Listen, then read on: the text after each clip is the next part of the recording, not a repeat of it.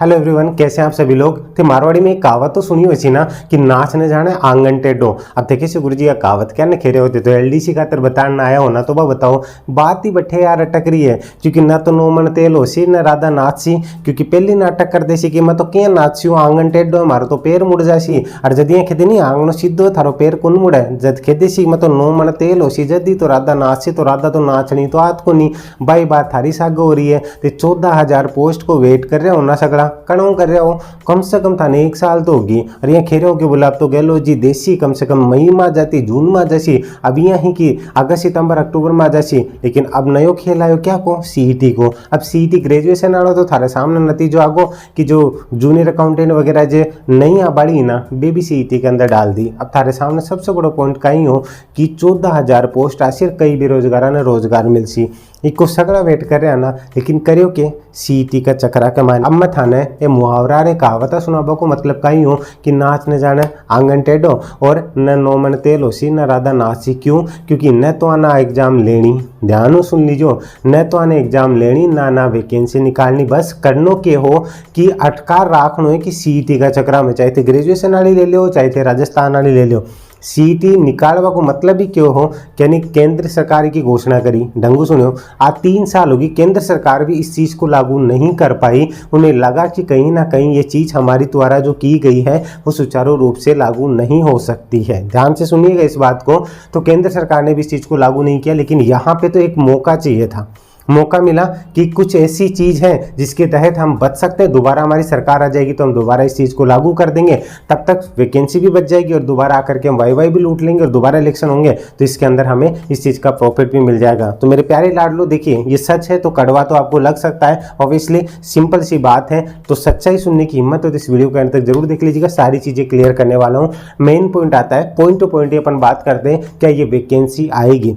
2022 में तो कोई चांस ही नहीं है। 2023 की मैं बात करता हूं कि आपको बताया गया कि सीईटी के अंतर्गत आएगी और सीईटी शायद लाई इसीलिए जा रही है और तो कोई वैकेंसी है ही नहीं अभी, क्योंकि एक 14,000 12th पास पे तो यही आने वाली और कौन सी वैकेंसी मुझे बता दो। तो गुमराह करने के काम हो गए ना। जूनियर अकाउंटेंट जो 9 साल बाद में वैकेंसी आई है उसको इसके अंदर डाल दिया। कब सीईटी होगी, कब नोमन तेल होगा और कब राधा नाचेगी।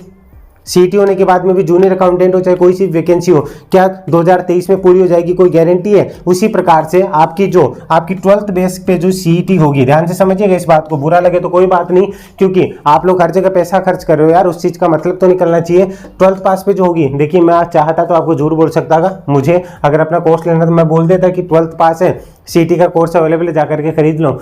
कब तक खरीदोगे यार? बच्चों के पास पैसे कोई पेड़ के तो नहीं लगते ना। चाहे कहीं पे भी हो, कोई भी चीज हो, नुकसान तो होता है ना, लेकिन सच्चाई से रूबरू होना जरूरी है। अगर आपको सही लगे ये बातें तो यहाँ पे कमेंट करके जरूर बता दीजिए। एक और चीज, ऐसी सारी अपडेट आपको मिलती है, इसलिए टेलीग्राम को जरूर ज्वाइन कर लीजिएगा। आपको यहाँ चैट में भी और डिस्क्रिप्शन में भी लिंक मिल जाएगा। और चैनल को सब्सक्राइब करना मत भूलिएगा, जिससे आप ऑथेंटिक अपडेट से बने रहे।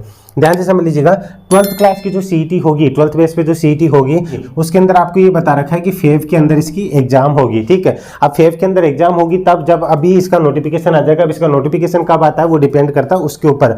अब फेब के अंदर अगर इसकी एग्जाम होती है, ध्यान से समझ लीजिएगा, आप ये मान के चलिए कि अप्रैल के अंदर इसका रिजल्ट आएगा। अप्रैल के अंदर इसका रिजल्ट आने के बाद इसका स्कोर कार्ड जो 1 साल के लिए वैलिड होगा, उसके बाद जो वैकेंसी इसके अंदर कवर की गई है उनके लिए नोटिफिकेशन निकलेगा। तो अगर कोई भी वैकेंसी आएगी तो उसके लिए आपको कम से कम 20 से 30 दिन के बीच का टाइम दिया जाता है। मिनिमम 20 दिन तो मिलते हैं, लेकिन 20 दिन से ज्यादा ही मिलता है। यानी कि आप ये मान के चल सकते हैं, ठीक है, आपको 1 महीने का टाइम तो एक फॉर्म भरने के लिए टाइम दिया जाता है। अप्रैल में रिजल्ट आता है, मई में भी अगर ये वैकेंसी निकलती है तो जून के अंदर क्या एग्जाम कंडक्ट करवा लेंगे। राजस्थान में ऐसा कभी हुआ है? जुलाई के अंदर, ज़्यादा भी नहीं तो अगस्त स्टार्टिंग में, नहीं तो जुलाई के अंदर आपकी आचार संहिता लग जाएगी।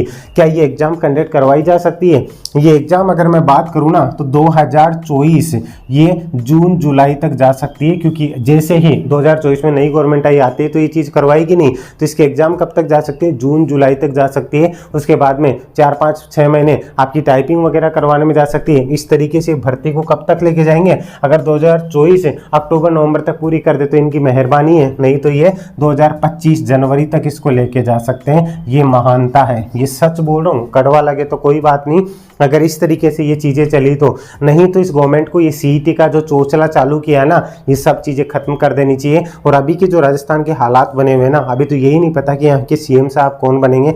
अगर नए जैसे मुख्यमंत्री साहब आते हैं तो नई नीतियाँ होंगी, सब कुछ नया चेंज होगा, तो और चीज़ें डिले होती जाएंगी, क्योंकि उनको समझने में लग जाएगा 1-1.5 महीना तो सारी चीज़ें करने में। अगर गहलोत जी रहते हैं तो यहाँ पे ये चीज़ें करने में टाइम लग जाएगा। तो अब आप समझ सकते हैं कि आप जिस वैकेंसी के भरोसे बैठे हुए हैं ना, 14,000 पदों के भरोसे बैठे हुए हैं, और आपको लगता है कि 2023 में अगर आप ये जॉब ले लेंगे, मुझे तो नहीं लग रहा भाई, साफ साफ बता रहा हूँ। अगर हो जाता है, मैं ये नहीं कह रहा हूँ कि नहीं होगा, लेकिन अगर हो जाता है, फिर भी अगर आपके पास थोड़ी सी उम्मीद है तो मैं बता दूँ, हो जाता है तो सोने पे सुहागा, इससे बड़ी बात तो कुछ हो ही नहीं सकती। मैं तो यही दुआ करूँगा कि बिल्कुल हो।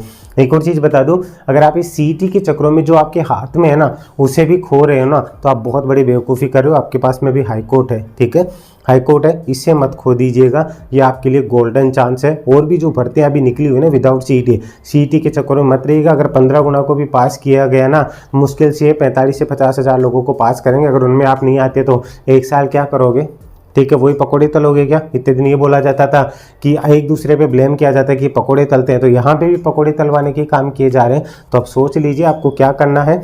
हाईकोर्ट एलडीसी को मिस मत कीजिएगा। हाईकोर्ट एलडीसी आपके पास अच्छा मौका है, वनपाल वन रक्षक भी देने जा रहे हैं, तो उसके लिए भी आपके पास अच्छा मौका है। इससे रिलेटेड आपका जो स्टडी मटेरियल है, वनपाल वन रक्षक हो, चाहे आपका हाईकोर्ट एलडीसी हो, चाहे करंट अफेयर हो, जो भी चीज़ें हो, इससे रिलेटेड स्टडी मटेरियल आपको उमेश शर्मा एकेडमी के ऊपर मिल जाएगा। और इसमें जो करंट अफेयर कहाँ से कब तक का कवर करना है, स्पेशल इसके लिए कॉम्बो पैक बना रखा है, जाकर के चेक जरूर कर लीजिएगा।